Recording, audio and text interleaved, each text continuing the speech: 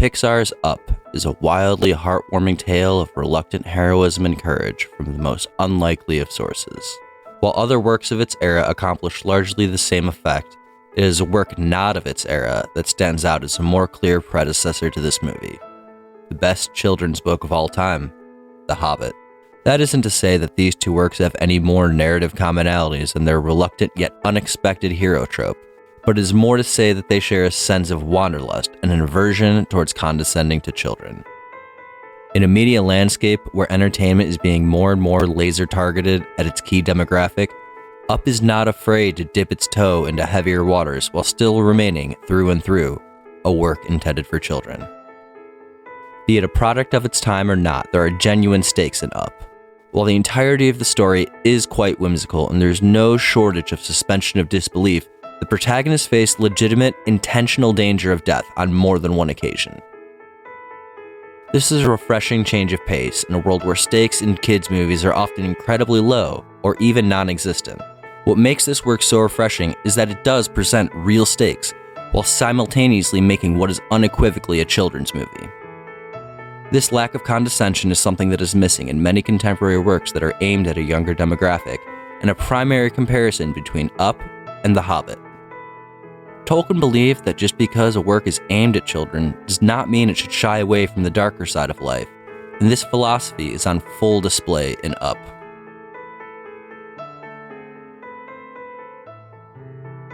The introduction to this movie is perhaps one of the most expertly done sequences in all of movie history.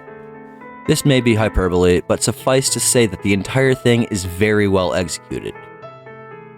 In about 10 minutes, the audience gets almost the entirety of Carl Fredricksen. From his awkward nature to the chronology of his entire life, all is laid bare in this mostly montage segment.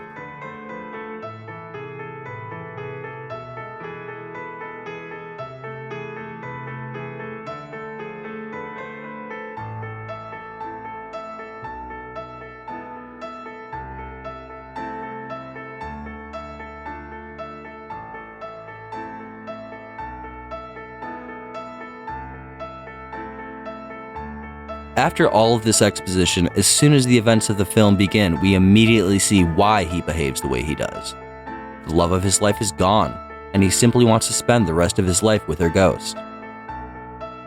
But more than that, he wants to put her spirit at ease by bringing her ghost to the spot that it could not go in life, and maybe put his own spirit at ease along the way. This movie masterfully illustrates the concept of making the house almost as much a character as any of the ones with lines. Carl will often refer to the house as Ellie, and his desire to bring the house to Paradise Falls and by proxy bring Ellie to Paradise Falls is evidence of this sentiment. This concept is even borne out in some of the final scenes of the movie, as one of the strings attached to the balloons that keep the house afloat is the undoing of the primary antagonist. This bit of cord catches the character's ankle as he is trying to jump to safety, and this could be read as the house itself coming to the aid of Carl and his friends. To further the comparison between Up and The Hobbit, it is not so much that Carl had his adventure thrust upon him as Bilbo did, but more that he had compassion thrust upon him. This is evident by his relationships with Russell, Kevin, and Doug. From the first meeting, it's clear that Carl is irked by everyone, and this includes Russell. However, he is not overly terrible to the kid, and instead of just screaming at Russell to leave his property, Carl instead opts to give him an imaginary task to complete, thereby getting Russell out of his hair while sparing his self-esteem. This shows that there is compassion inside him from the beginning, but much like Bilbo's Took heritage in The Hobbit, needs something to kindle that spark. Or in the case of Carl, rekindle the spark that was all but extinguished when he lost Ellie. As the events of the film continue, that spark is kindled and fed. Carl's primary goal throughout the movie is to get the house to Paradise Falls, but save for a single instance, he never puts that goal above the well-being of his companions. Once the goal is accomplished to the detriment of his friends, it becomes immediately clear to him that this is not what the ghost of his wife would want.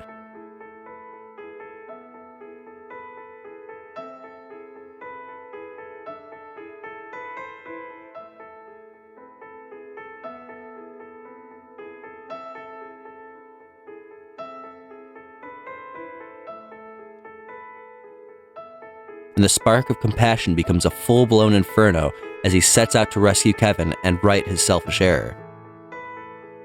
Whether or not Ellie is the house is no longer relevant. It is just a means by which to rescue Kevin.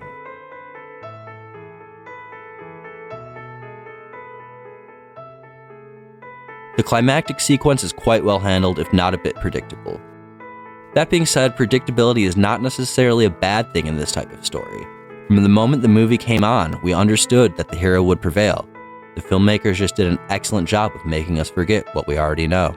This segment also harkens back to another theme of Tolkien, a hero in the most unlikely of places. From the beginning of the film, it is clear that Carl is old. He is ostensibly incapable of great acts of physical prowess, and yet in this final sequence he is running, diving, and even dueling.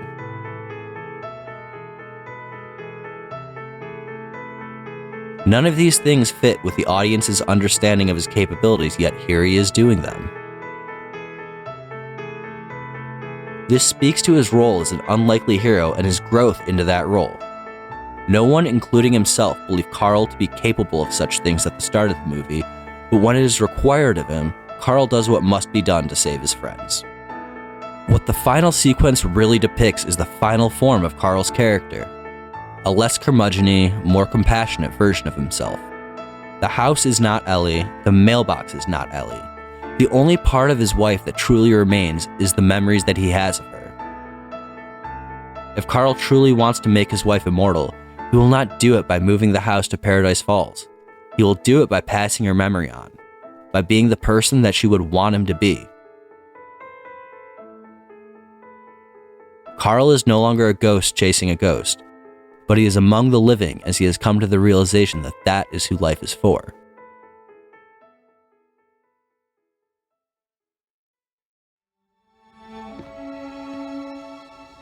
Sorry about your house, Mr. Fredrickson. You know, it's just a house. Up is such a good example of a heartwarming and sincere story about things of legitimate depth. It is a simple story, but that's not always a bad thing. Sometimes the greatest lessons can be learned through simple means, and an overindulgence of intrigue can sometimes muddy the message and underlying themes. What is important in stories like this is not so much what happens, but who it happens to. Carl is an excellent example of this. As an audience, we're allowed to witness as he finds a second take on life. It's not so much that he realizes the value of other people, it's that he remembers it. This is a primary difference in the comparison between Bilbo and Carl. At the end of The Hobbit, Bilbo is unequivocally a different person than he was at the beginning, but Carl is actually the same person. The person he is at the beginning of the film is the person he is at the end of the film. That isn't to say that he's the same grumpy old man that was getting shipped off to a nursing home, but more that Carl is once again the child that wanted to be an adventurer. He is once again the man that Ellie fell in love with. He is the person that he always was. The adventure just reminded him of